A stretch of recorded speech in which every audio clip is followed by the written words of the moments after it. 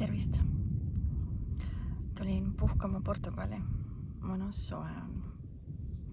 Aga mitte nii soe kui mujal Euroopas. Ma saan aru, et Hispaanias on 39 kraadi. Itaalias, Saksamaal, Prantsusmaal 39 kraadi.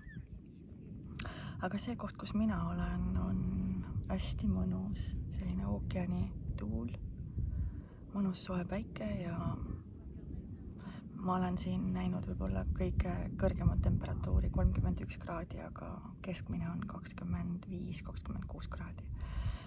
Nii et ma tunnen ennast suurepäraselt, kuigi kartsin alguses väga, sest ma kuulsin, et siin on 46 kraadi, siis ma mõtlesin, et ma ei kujuta ette, kuidas ma sellega hakkama saan.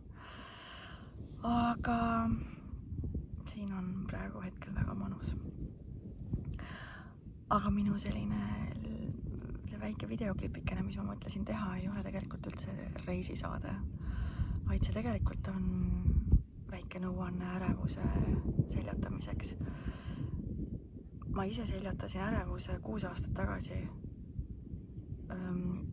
Ma mõtlen ärevushäire. Seljatasin 6 aastat tagasi. Enne kui ma oma elus kogesin ärevust, siis ma mõtlesin, et see on hirm. Iga kord, kui oli avalik esinemine, siis selle eelselt ma tundsin hirmu. Kui oli hambaarsti juurde minek, siis oli siuke kerge ärevus sees, kartsin valu. Et sellist ärevust olen ma ju ikka ja jälle tundnud ja ma arvasin, et see on hirm. Ühest küljest on see hirm, teisest küljest on see muretsemine ja muretsemine hirmu pärast, et äkki. Ja see ongi see, mis seda ärevust meie sisse nagu toodab. Aga ma mõtlesin ära kirjutada, et kuidas ärevushäiret seljatada. Sest ma arvasin, et päris paljud inimesed on sellest juba üle saanud ja et see ei ole võib-olla täna enam väga probleem.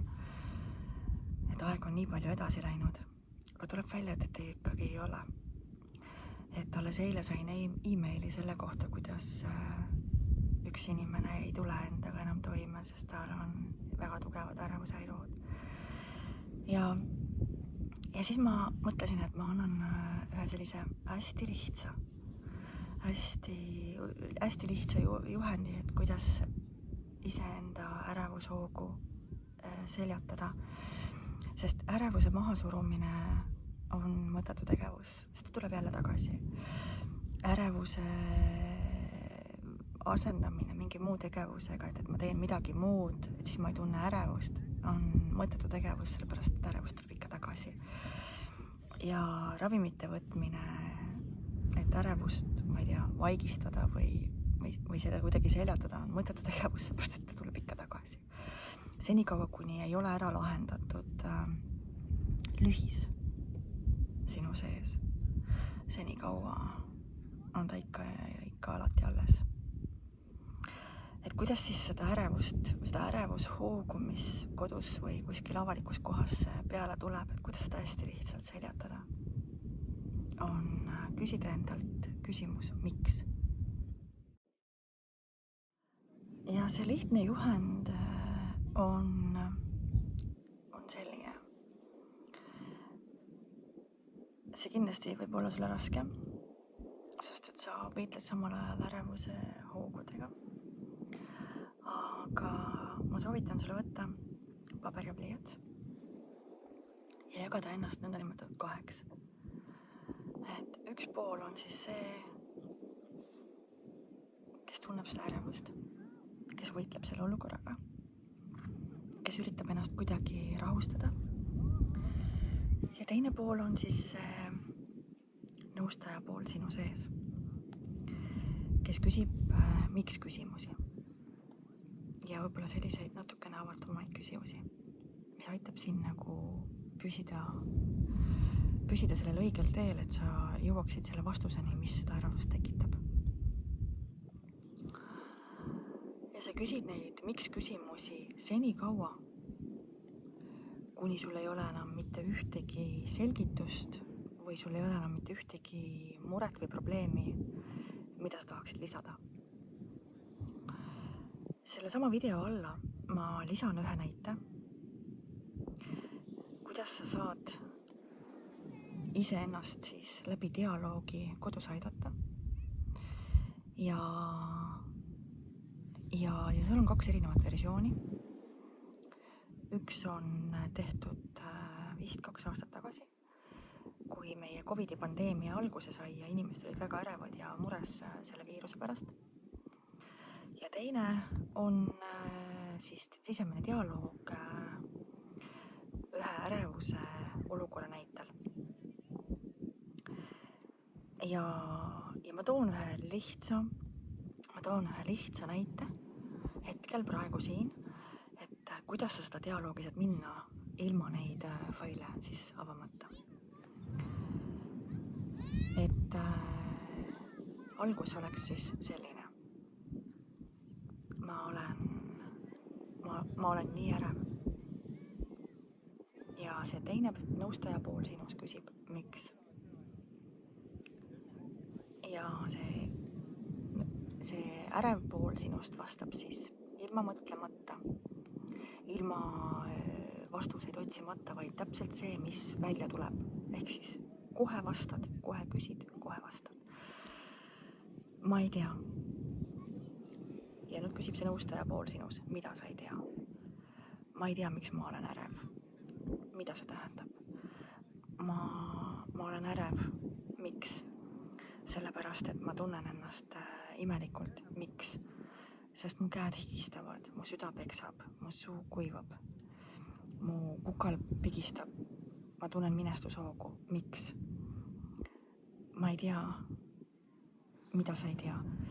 Ma ei tea, ma kardan, et mul on midagi viga. Mis mõttes? Ma kardan, et äkki mul on midagi viga. Äkki mul on mingi haigus, mida arstid ei suuda leida. Mida see tähendab? Miks sa kardad seda? No, ma tunnen ennast halvasti, aga arstid ei leia ühtegi viga. Teine näide. Ma kardan, et ma suren. Miks? Sest mul on nii halb olla, mul süda niimoodi peksab. Ma kardan, et ma saan insuldi, kardan, et ma saan infarkti. Miks? Sest mul nii õudselt süda peksab. Ja mul on peavaluhood ja migreenihood. Miks?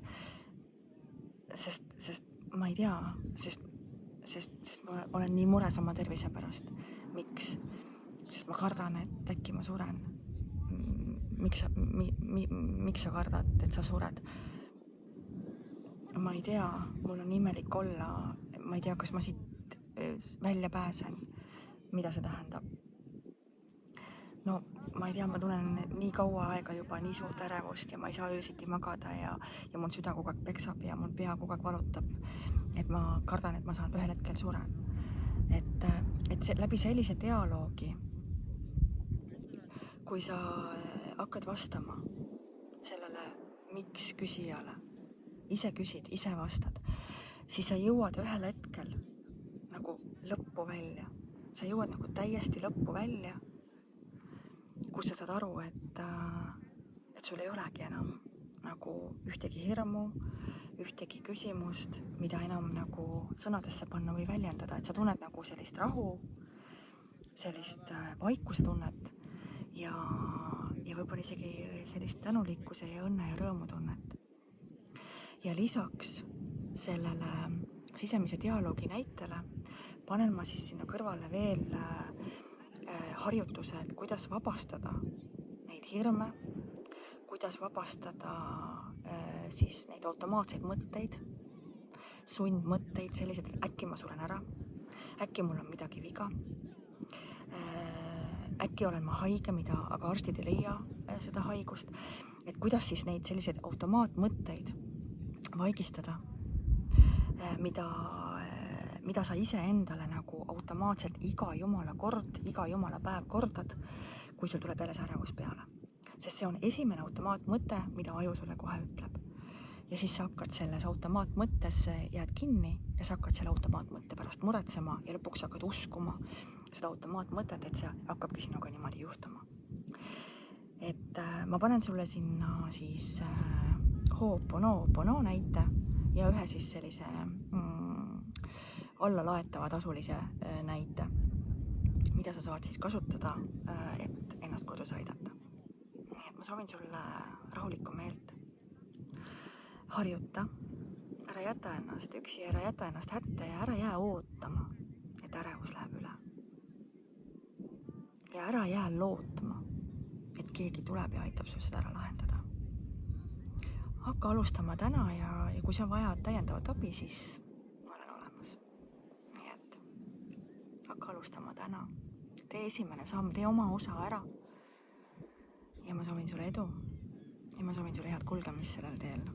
Ja usu mind, sellest on võimalik täielikult vabaneda. Mina olen sellest täielikult vabanenud. Tšau, tšau.